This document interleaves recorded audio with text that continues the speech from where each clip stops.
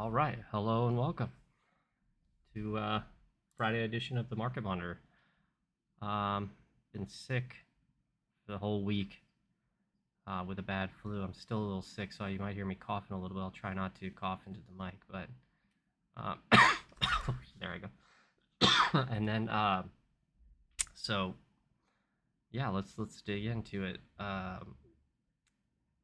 Yeah, I think my last video was on this candle here saying it could bounce because we're super oversold. Let's get back to the SPY. Because we're super oversold, but we were right at that level, so we could flush, but it's getting volatile, but it never really puked. Yeah, let's look at the ES. Yeah, I mean, kind of. ES tells the different story. Got below the election candle, so yeah. I mean, looking at this, just looking at the candles itself, this is looking like a nice little reversal bar on a Friday into next week. So I think we can bounce. Let's get into the market monitor. So yeah, I mean, it doesn't look good long term, not at all. We've been in this red stage for a long time. And so that just tells you, and we did this whole thing, which I think we're going to bounce now, uh, without panicking. Um, you know,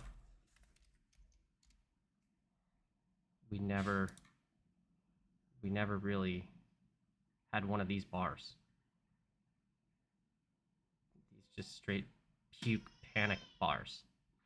So, with that, I think this is the first leg of a repricing of volatility,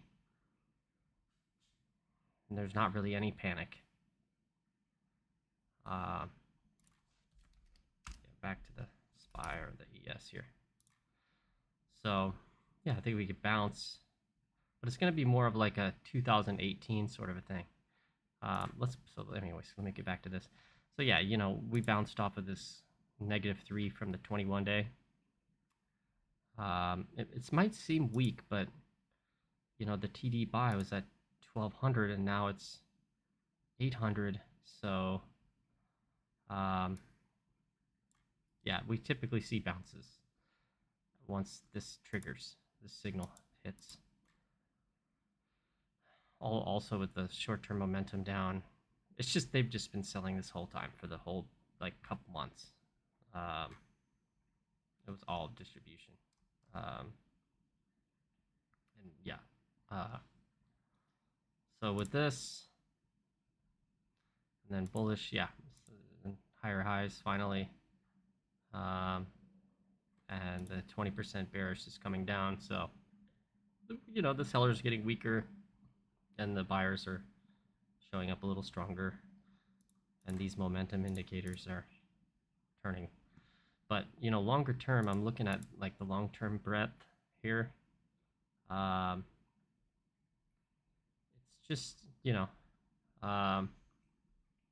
not good when it gets below 0.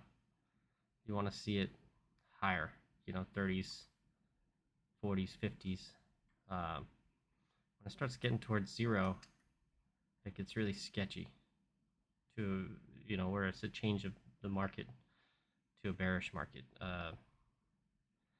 Yeah, so with that, let's go back here. Yeah, so I mean, like an analog is, yeah, I was saying 2022.